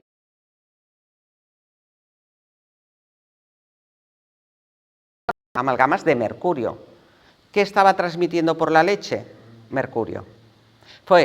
Bueno, no te puedes imaginar el drama. No, bueno, sí, usted ya le ha dado todo lo que ha podido, ya el vínculo está fantástico, todo le ha transmitido lo mejor, los primeros días, calostro, y ahora ya llevamos muchos días, etcétera, 3 años, y pues ya lo vamos a dejar y tal, y no sé qué. Bueno, ya al día siguiente el niño durmió por primera vez en 3 años. Bueno, entonces hoy día lactancia materna, perfecto, buenísimo, pero hemos de estar pendientes de lo que le estamos transmitiendo. Bueno, entonces, también con la polución ambiental, por la industria, las centrales energéticas, y con todas ellas o con otras todavía que no conocemos. Yo no digo que lo conozcamos todo. Bien, por lo tanto, sin dudas todas estas causas ambientales... Ay, madre mía, calendario, tal, vale. Sin duda, todas estas causas ambientales que hemos explorado contribuyen a alcanzar un punto de catástrofe. Catástrofe es un término matemático, ¿vale? Provocando la desconexión o autismo o TEA. Por lo tanto, el TEA lo podríamos describir así. Es una enfermedad orgánica y ambiental de causas multifactoriales y multisecuenciales, es decir, una detrás de otra, en niños vulnerables genéticamente. Aquí hay un artículo tal. Bueno, entonces hicimos un cuadro que lo hizo mi marido, que es muy chulo, pero bueno, a lo mejor no se ve muy bien. Pues este es los pobres gametos aquí, pues recibiendo microondas, torretas, o sea, la polución atmosférica, la edad de procreación, el estrés de todo tipo, también puede haber drogas y fármacos, vacunas, bueno, todo esto, los pobres padres fabricando gametos pues, de una calidad X y luego pues, los gametos dañados. Pero bueno, luego viene la fecundación y quizá lo podemos hacer de tipo natural o no. Entonces ya tenemos un cigoto vulnerable. Entonces durante el embarazo, pues allí la edad elevada de procreación, las microondas con las ecografías, las infecciones por hongos, amalgamas, inmunizaciones, pam, pam, pam. El día del parto, ni te cuento, estrés por un lado, el parto programado. Pensar que todo parto programado no es lo que tiene previsto la naturaleza. Si la naturaleza tiene previsto que el día, las horas antes del parto te va a dar más hierro, más DHA, más oxitocina, pues todo esto se pierde. Vale. Y luego viene la lactancia, que puede ser maravillosa, pero a lo mejor no. Entonces, la lactancia materna puede ser tóxica, si ya le dan biberones igual no lo tolera, las inmunizaciones, antibióticos y el pobre niño pues aquí, pues tal. Y entonces llega un momento que ya, fijaros, todo esto, secuencia, multisecuencial, multifactorial, y llega un momento que viene el último, que sería el desencadenante, que generalmente es una inmunización, que es lo que nos cuentan los padres. Los padres nos cuentan casi siempre lo último, esto. Un ingreso hospitalario, una inmunización, un shock emocional. Una madre me contó, mire, yo lo llevé a la guardería, el primer día a la guardería lo llevé a la guardería y yo ya cuando lo saqué no me quiso mirar, yo pensaba que estaba enfadado y hasta hoy. Bueno, entonces, y también operaciones quirúrgicas. Estas son las 4 cosas que yo he podido coleccionar de los últimos desencadenantes. Entonces, después de todo esto, pues ¡paf! Punto de catástrofe, te caes en espectro autista. Si tienes la suerte de que todo esto sea insuficiente, porque claro, cero nadie, nadie, en el siglo XXI nadie tiene esto a cero, pues bueno, pues tienes un desarrollo más o menos neurotípico, normal, ¿vale? Bueno, entonces, por lo tanto, otra manera de ver es que hay unos desencadenantes, se puede considerar el autismo como una enfermedad que se inicia con una vulnerabilidad genética, ¿vale? Este es el inicio, es lo que llamaríamos factor predisponentes, como esto que está comiendo el árbol, pero fijaros que esta vulnerabilidad genética tendríamos que descartar que no fuera por las microondas, porque las microondas, que tenemos todo el planeta lleno de microondas, penetran hasta el último resquicio y los gametos son muy vulnerables. Por lo tanto, estos polimorfismos que van apareciendo son de inicio, o sea, son así porque, bueno, pues me voy a voy a coger un polimorfismo, o ya es una consecuencia de este mundo que tenemos, ¿vale? Bien, siguiente paso, pues los factores que diríamos precipitantes, ¿no? Por ejemplo, pues ya este árbol que está medio comido, pues ya me lo estoy doblando. Entonces, factores ambientales, clarísimamente, estresores físicos, químicos, metales, pesticidas, fármacos, otros químicos, biológicos, infecciones, inmunizaciones, iatrogénicos, etcétera, etcétera. Y todos estos factores van actuando también sobre los gametos, sobre los fetos, sobre los niños, que ya son genéticamente probablemente vulnerables por las microondas, y con un efecto acumulativo, aditivo y sinérgico, que la doctora María José nos explicó muy bien lo que era la sinergia, llevan al niño hasta un punto límite de catástrofe. Bien, ¿hemos acabado? Pues no, ahora, pues sí. Bueno, entonces fijaros, aquí ya tenemos, pum, el árbol partido. Vale, espera. Bueno, entonces la última gota que desconecta al niño serían los factores desencadenantes, y es las 4 cosas que os dije, ¿no? Ingreso hospitalario, la cirugía, tal. Por lo tanto, es correcto, con los datos actuales, decir que el autismo no nace, el autismo se hace. ¿Vale? Mejor no es 100% perfecto, pero es lo que nos tiene que ilustrar. El autismo no nace, el autismo se hace. Importante decir que todos estos componentes ambientales están aumentando sin cesar. Casi ni uno solo de los que os he nombrado tenemos la noticia de decir, bueno, que parece que esto va a menos. No, va más. Entonces, por lo tanto, ¿aumentará la tasa de autismo? Sí. Bueno, no puedo decir como si fuera aquí una profeta, sino es muy probable. Y además se adelanta cada vez más la edad de regresión o debut del autismo en el niño, ¿vale? Es decir, al principio ya están habiendo, me llegaron a la consulta niños con 11 meses que la madre lo tiene clarísimamente que está desconectado y es verdad. Bueno, o sea, cada vez se adelanta más la edad de comienzo del autismo y llegará un momento que claro, si se adelanta tanto, ya nacerán autistas y dirán, no, es que el autismo es congénito, es que ya está clarísimo. ¿Os dais cuenta cómo los datos del inicio son oro? Porque después la cosa crece y se desdibuja. Y después ya todo es posible. Bien, prevención del TEA. Bueno. Entonces aquí es una cosa interesante, yo siempre pongo que el TEA ahí es como un vaso que se ha ido llenando. Los padres ven la última gota. Yo lo tengo clarísimo, mi niño estaba, pero cuando haces historia clínica dices, pero si un niño ya no dormía, si su niño tenía reflujo, si su niño no sé qué. Vale, entonces, bueno, ¿y cuál es fijaros, el tratamiento y la prevención es la misma? Y aquí sí que puedo hablar porque llevo 25 años de experiencia. A lo mejor igual no estoy acertando, pero los niños están mejorando y algunos se están recuperando, por lo tanto, algo de razón podemos tener. Entonces, el tratamiento consiste en vaciar el vaso, ¿vale? Yo vacío el vaso y el niño se va conectando y el niño te va mirando y el niño va diciendo cosas y tal, ¿vale? ¿Y cuál es la prevención? Pues impedir que se llene el vaso. Es el mismo tratamiento, ¿lo veis? Es lo mismo. El tratamiento es vaciar el vaso, ¿cómo? Pues si tiene metales, desintoxicación. Si tiene inflamación, pues hacer que lo que coma sea sano. Bajar. Si tiene estrés, quitar estrés. Si tiene todo, quitar, hasta que el niño se conecte. Y cuando el niño se conecte, es el momento de terapias, que esto también es importante, ¿eh? Es decir, a veces a un niño que está súper desconectado, pues lo tienen todo el día con terapias, pues que el niño no puede reaccionar. Entonces, primero es bajar el vaso hasta que haya signos de conexión. Y cuando empiece a conectarse, entonces empezaremos con las terapias.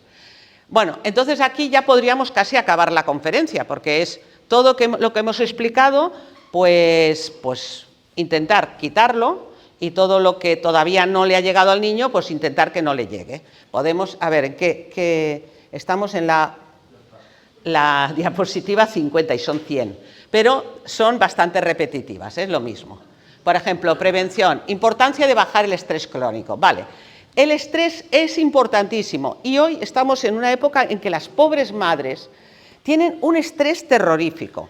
¿Por qué? Porque estamos en un mundo que no sé si es que estamos a mitad del cambio, para bien o para mal, pero en este momento las mujeres están la casa, el trabajo, en la la gestación, ahora que no me quedo embarazada, ahora que no sé qué, ahora como ya son tan mayores la mamá, mis padres ya están enfermos. Bueno, es que son unos cuadros que dices, es que... Porque, claro, al atrasar la edad de tener hijos, ¿qué pasa? Que las abuelas no te pueden ayudar. Y es más, tú tienes que ayudar a la abuela. Como le dijo mi marido, que mi marido era muy así, muy directo, ya veis, ¿no? Decía, bueno, usted quizás lo que no quiere, a una madre, una posible madre, usted no quiere cambiar pañales, no se preocupe, ya cambiará pañales, lo que pasa es que los cambiará de sus padres. Pero bueno, cambiar pañales no se va a escapar, como diciendo.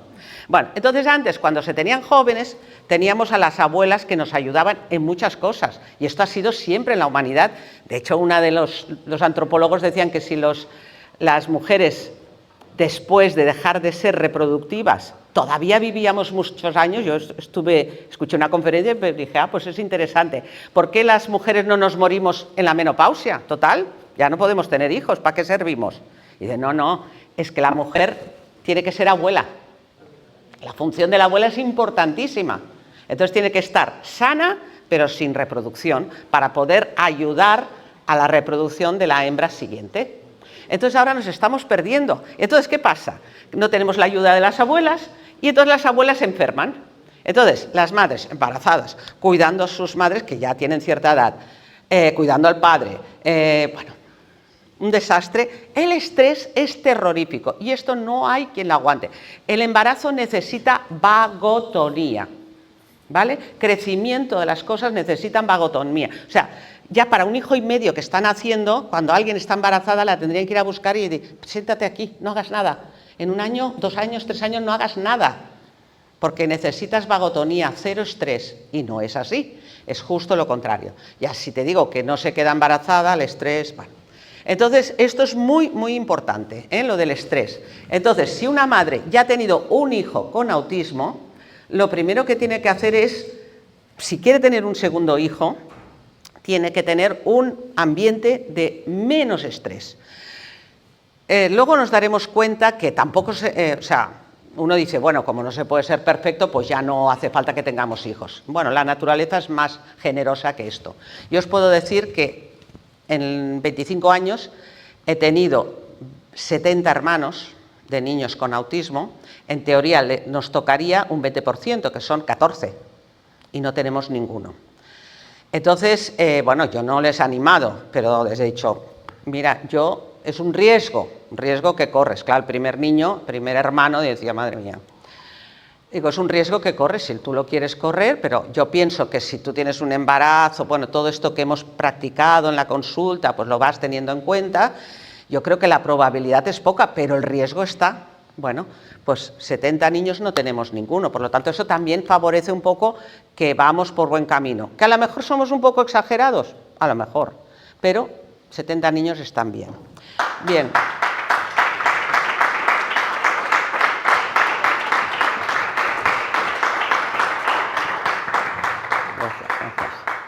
Entonces, una de las cosas que yo creo que se tendría que conseguir es que las madres que están embarazadas tendrían que tener una baja laboral, no diré 1 año antes, pero desde el momento que están embarazadas hasta 1 año después. Es lo mínimo que puede dar la sociedad. Claro, que las primeras que se opondrían son las mujeres. O sea, porque yo tengo nueras y bueno, yo esto lo digo delante de las nueras y no lo puedo decir. Bueno, porque ¿qué te has pensado? Bueno, vale, muy bien. Pero hay que ser razonables. Yo, pues con la edad que tengo, he pasado por todas las fases, por todas, y te puedo decir que la humanidad se merece que las mujeres, las hembras, las mamíferas, gesten hijos jóvenes, bien nutridas, con vagotonía, mirando el mar, mirando las flores o escuchando música, y que sean ayudadas por las mujeres de la tribu, las que ya han pasado por todo esto. Esto es lo que yo pienso. Y más feminista que yo, imposible. Pero ya ha pasado el sarampión, que decíamos cuando éramos jóvenes. ¿Vale? Bueno, entonces, el estrés, pues ya está. Se sabe científicamente que ¿cómo se llama esto? La placenta tiene receptores de la hormona, la releasing factor. Es decir, que si tú tienes estrés y el cuerpo humano, cualquier tipo de estrés, sea físico, químico, emocional, del trabajo, de no sé qué, tóxico, cualquier tipo de estrés, el cuerpo lo que hace es aumentar la CRH. Y la placenta tiene receptores de CRH, ¿vale? O sea que si tú... creo que es el cuello de útero, de esto. Entonces, si tú tienes estrés, tienes muchas probabilidades de tener un parto prematuro. Y si tienes un parto prematuro, pues todo se va complicando. Es otra. ¿Te das cuenta? Bien. Por otro lado, se sabe que cuando la madre ha pasado estrés durante el embarazo, el hijo va a ser un hijo estresado. O sea, se va a estresar con el vuelo de una mosca. Estás gestando un hijo que el vuelo de una mosca lo va a estresar. Esto no nos conviene. Pero bueno, el primero que no le conviene es al pobre niño. luego a la familia, porque la familia, ¿me entendéis? O sea que realmente gestar en estrés, como estamos gestando ahora, es tener hijos que van a ser niños estresados, ¿vale? Con todo lo que supone esto. Bien. Ay, oh, Dios mío, esto está mis tistis también. A ver, vale, entonces, bueno, fijaros aquí. Ah, oye. Bueno, aquí, para que veáis todos estos tipos de estreses, todo es estrés y todo el cuerpo, el cerebro lo computa igual, le da lo mismo que sean, aparte del daño que pueden hacer las microondas como microondas, hay estrés por los ruidos, vivir al lado de un aeropuerto, pues eso es estresante, todos estos estreses químicos, biológicos, familiares, económicos, sociales, los terapéuticos, bueno, todo esto, todo es estrés. Bien. Vale, por lo tanto, ¿cómo vamos a bajar la carga de estresores? Pues evitando las microondas. Es decir, realmente si una persona se quiere tener un hijo o hijo y medio o dos con salud, por favor, que haga un poquito un espacio sin ondas. Oh, es que es imposible. Oye, pues bueno, pues yo creo que se puede, si uno tiene yo creo que lo más importante es tener la información. Y una vez tienes la información, ya puedes hacer todo lo posible para conseguir esta información. Hay estas cosas. Bueno, después limpiando la dieta. ¿Sabéis que uno de los estresores más terribles que hay es el azúcar? O sea, las glándulas suprarrenales, casi el 50% de sus funciones es intentar mantener el azúcar dentro de lo que toca. Entonces, o sea, que no es una broma decir, al niño que coma chucherías o que toma tal. No, es que en ese momento sus glándulas suprarrenales... Y luego, cuando llegan a nosotros, los niños no tienen cortisol. No tienen cortisol. Vale. Entonces, y otra manera de quitar estrés es con la dieta ecológica. Y sí, la dieta ecológica tiene que ser, no sé quién decía lo del talibán, 100% ecológica, 100%, porque es tanto el trabajo que hay que hacer, tanto que hay que desinflamar, tanto que hay que limpiar, tanto que hay que desestresar, que la dieta tiene que ser 100% ecológica. Y en España es posible. Bien. ¿Qué más? Bueno, limpiar el intestino con todo lo que supone, tratamiento antiparasitario, antipúngico, apoyando la función digestiva, evitando fármacos e inmunizaciones no necesarias, apoyando el sistema hormonal con el colesterol. ¿Sabíais que los niños con autismo tienen, la mayoría, un colesterol miserable? Yo diría miserable, es decir, a veces por debajo de 100. Y como estamos en esa moda, pues algunos vienen con el pediatra, miran los análisis y dicen, muy bien, hoy al menos no tiene colesterol. Por favor, el cerebro tiene el 60% es colesterol. Las membranas son lipoproteicas, tienen colesterol. La vitamina D está hecha con colesterol. La bilis con colesterol, es decir, que sin colesterol no se puede vivir, ¿vale? Bien, pues entonces los niños con autismo hay que darles mucha grasa, eso sí, grasa de calidad, grasa ecológica. Bien, y bueno, entonces también a veces, pero eso ya cuando los niños ya tienen cierto grado de problema, a veces con el tema educativo les ponemos clases y más clases y más clases, y no es lo más importante. Lo importante cuando ya... Pero no son los hermanos que tienen que venir, sino los que ya están aquí. A veces lo importante es que ese niño tenga terapias de autonomía, independencia, de ser persona más madura. Lo de menos es si saca un título escolar o no, ¿vale? Pero bueno, pero todo esto es estrés. Bien. Otra prevención. Importancia de bajar la carga tóxica. Bien. Entonces, los niños con TEA y los hermanos futuros pueden tener dificultad genética en desintoxicar. ¿Por qué los niños con TEA están muy intoxicados? Y entonces las cosas no funcionan porque están muy intoxicados. Y dices, además de todo lo que tienen, pues sí. ¿Y por qué? Por dos motivos. Uno, porque están en un campo de tóxicos exagerado, y lo otro es porque tienen esos polimorfismos genéticos provocados probablemente por las microondas que les impide desintoxicar al ritmo que se intoxican, ¿vale? Por ejemplo, un niño aparentemente normal, pues va recibiendo tóxicos y su organismo, que tiende a la salud, a la desintoxicación, a estar bien, se va desintoxicando a un ritmo aceptable. Si el ritmo no es bueno, se le va a notar con hiperactividad, con déficit de atención, con cosas. Pero si el niño tiene unas afectaciones genéticas, se va a ir acumulando los tóxicos hasta que será un factor más que le va a desconectar. ¿Se entiende esto, no? Entonces nosotros vamos a tener que ayudar a desintoxicarle. Y lo primero que hay que hacer para desintoxicar, ¿qué es? Que no se intoxique más, por favor.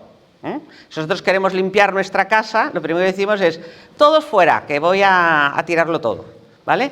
Lo primero es no intoxicar más. De ahí que otro de los motivos por los cuales se pida comida ecológica, no podemos intoxicar más, ambiente limpio, jabones y champús ecológicos o con bicarbonato. O sea, todo el entorno tiene que ser muy limpio porque ese niño y esa familia, pero ese niño no se puede permitir el tener más tóxicos. Muy bien.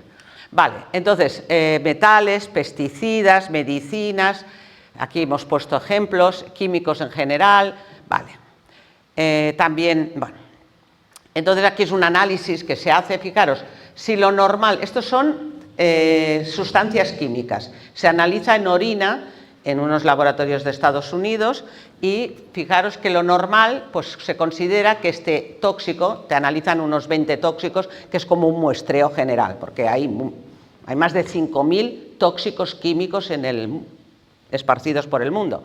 Bueno, pues este, por ejemplo, el ácido tioglicólico, lo normal sería 0, perdona, que tiene que haber ácido tioglicólico por ahí, sería 0, pero bueno, se admite que hasta 60. Pues este niño excreta 2.444, ¿vale? Pero he tenido niños que a lo mejor tienen 38.000. Pero esto no lo tienen al principio. Cuando tú te vienen y les haces estos análisis, y esto es importante, les haces estos análisis y sacan incluso menos. ¿Lo sacan? ¿Por qué? Porque el problema está en que meten y no pueden sacar.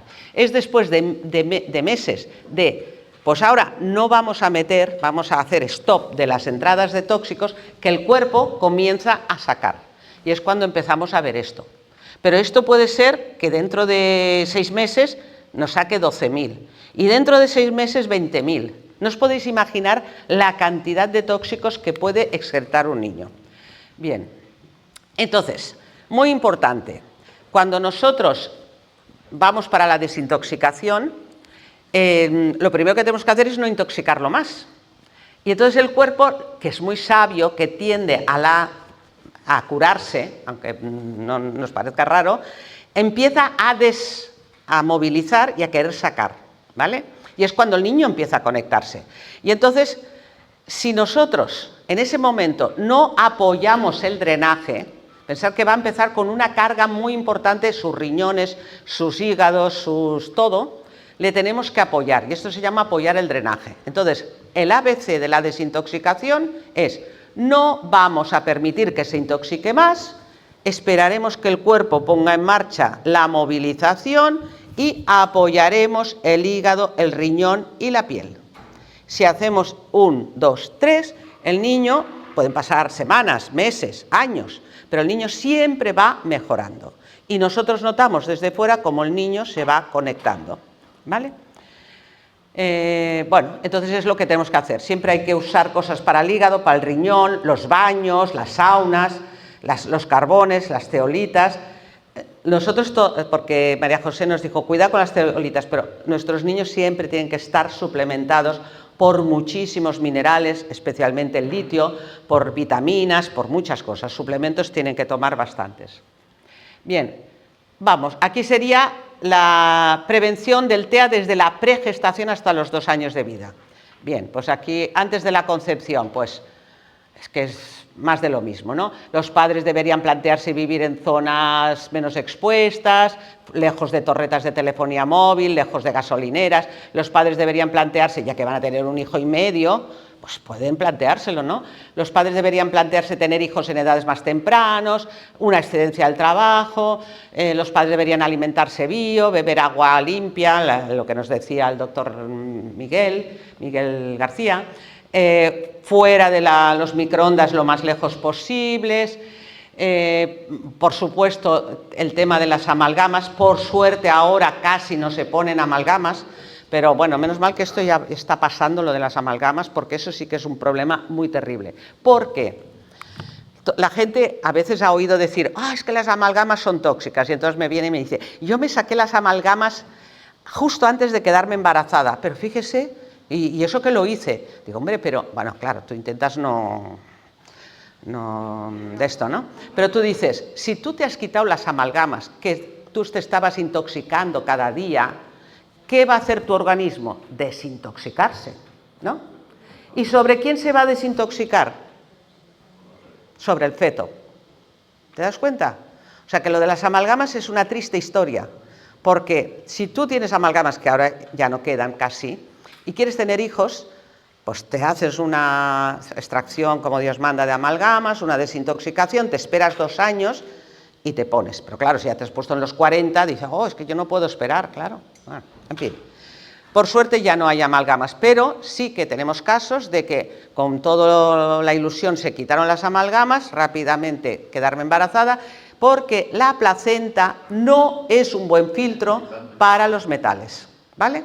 Entonces, se ha visto que en el cordón umbilical puede haber 17 veces más mercurio que en la propia sangre de la madre. Entonces, imaginaros, y es una de las sustancias más tóxicas que existen, ¿eh? Bien, aquí te explico todo lo de las amalgamas, que es una triste historia, pues bueno, que no se estén todo el día con el ordenador encima. ¿Cuánto faltan? 10 minutos, uy, sí, tengo mucho.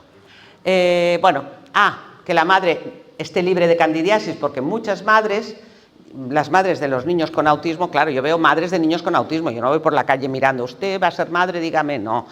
Las mías, casi todas tienen candidiasis, las madres, con lo cual poca flora han podido transmitir al hijo, porque ya sabéis que la flora del hijo viene de la madre, ¿vale?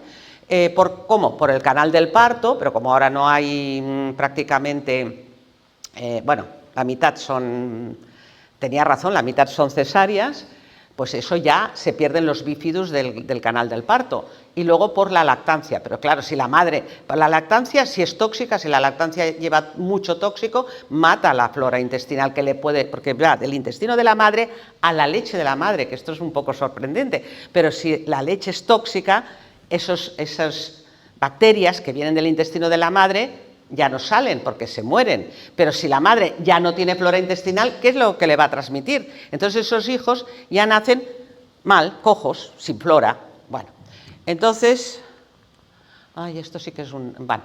entonces todo esto, todo lo que hemos dicho, que como está, esto pues lo vais a tener, tal. No tomar pescado, lo de los pescados, el yodo, también importante, las mutaciones, la madre...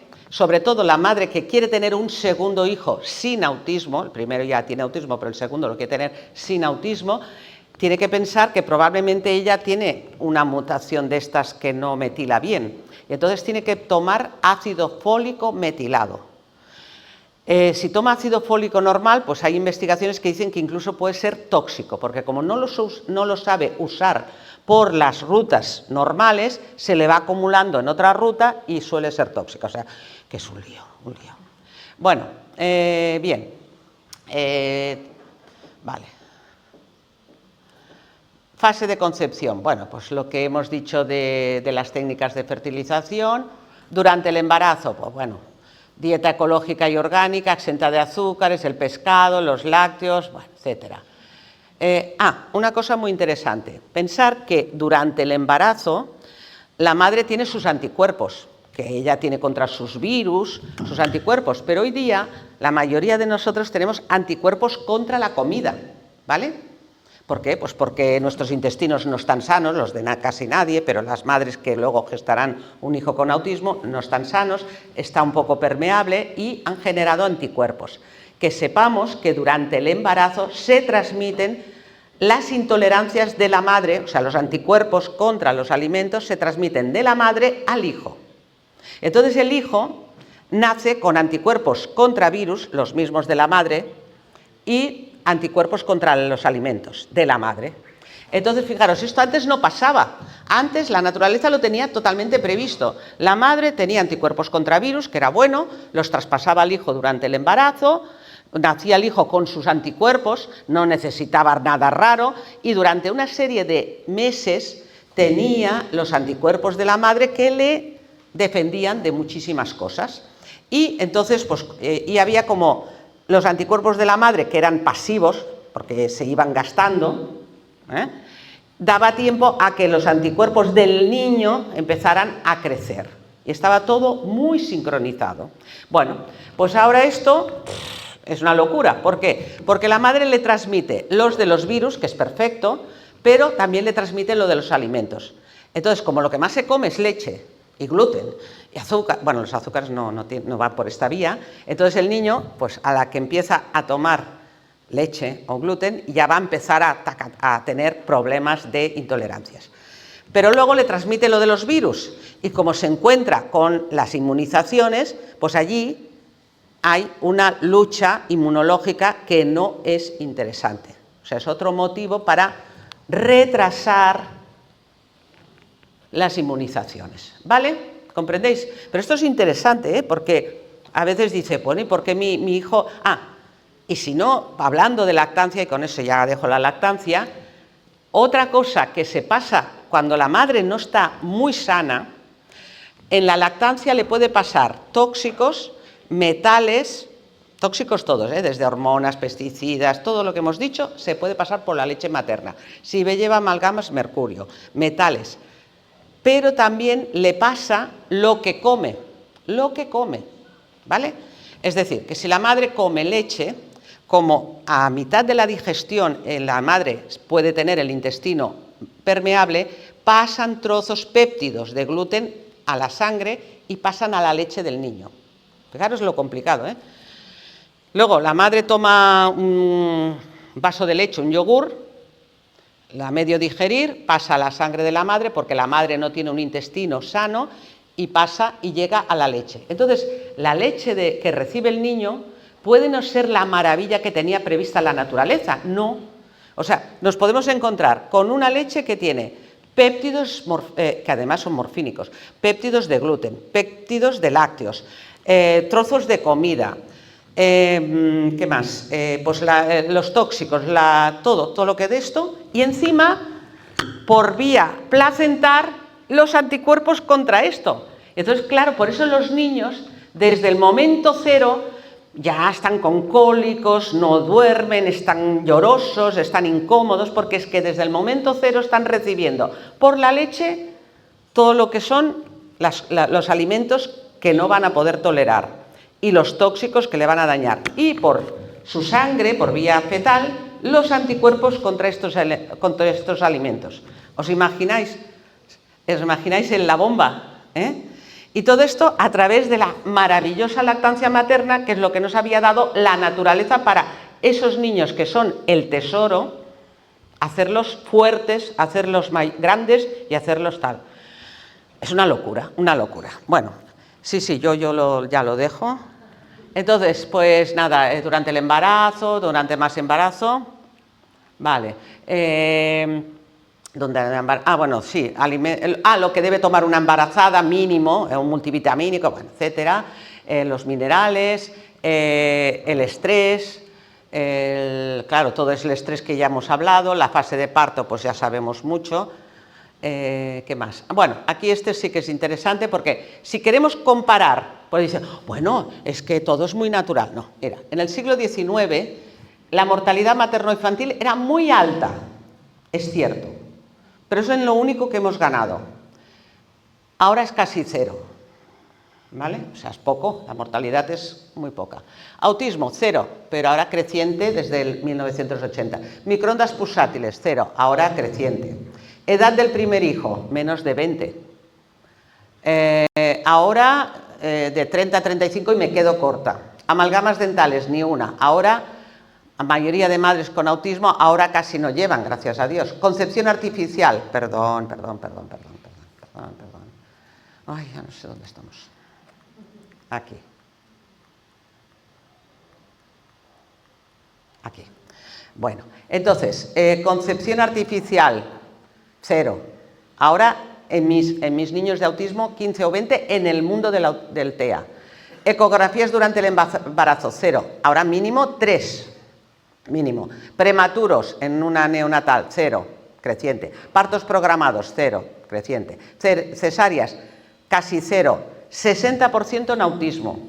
La Kira nos dijo que eran 50. Pues en el autismo yo he constatado más, porque está. Lactancia humana, 100%, pero es que entonces sí que las madres podían pasar hambre, pero la lactancia materna del siglo XIX era sana, por favor. Ahora, menos del 50%. Lactancia tóxica, casi el 0%. Ahora, de todo. Inmunizaciones.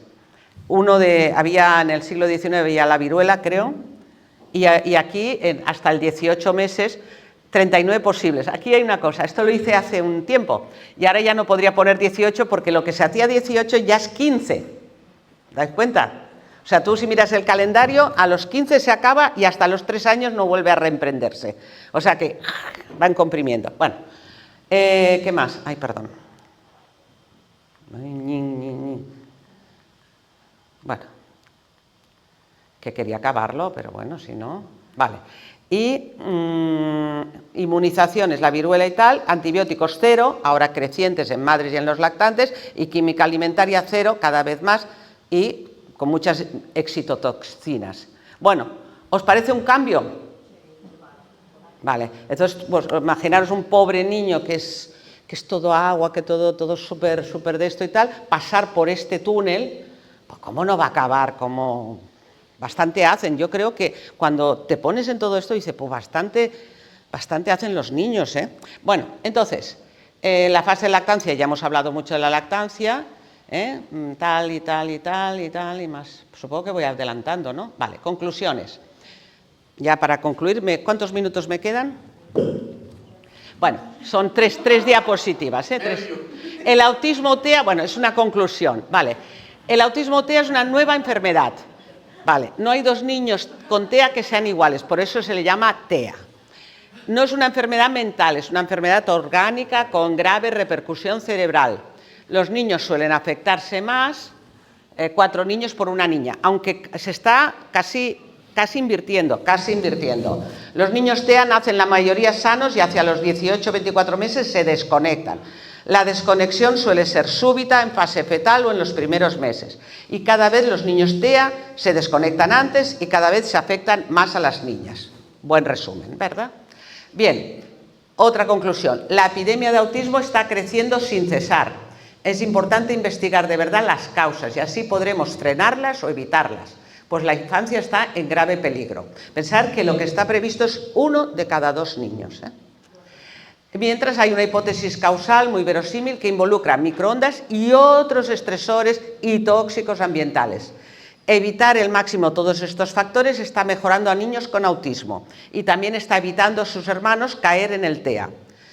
Médicos y terapeutas trabajando bajo estas hipótesis están logrando buenos resultados.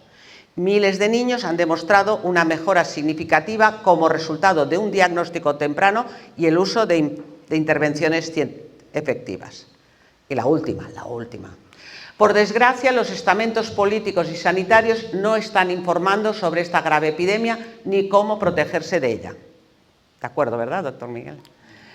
Por ello, la iniciativa para prevenir este dolor deberá partir de cada familia. Pensamos que solo las familias que se protejan lograrán criar hijos verdaderamente sanos. Y la protección consiste en evitar o disminuir, o sea, con que disminuyamos, esto es importante, porque tenemos que dar un poquito de esperanza, es decir, no nos vamos a convertir allí en una burbuja, no, o sea, en evitar o disminuir al máximo todos estos estresores y factores tóxicos anteriormente citados, especialmente microondas, alimentación tóxica, fármacos e inmunizaciones innecesarias, metales tóxicos y procurar que la familia y el niño tengan un ambiente sin estrés o con poco estrés y sin tóxicos ambientales. Muchas gracias por vuestra atención.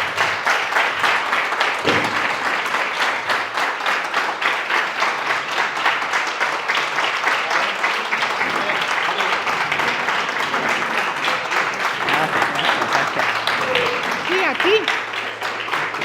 Aquí.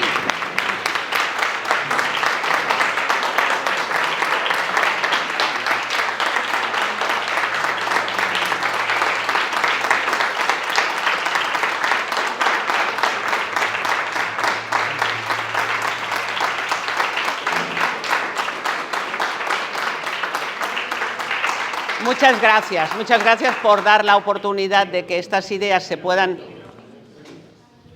Pues muchas gracias por dar la oportunidad de poder difundir estas ideas, que son fruto de 25 años de trabajo y de darle a la reflexión, como decía el programa, el congreso, que decía reflexionar, ¿cómo lo decís? Conocer, actuar y avanzar.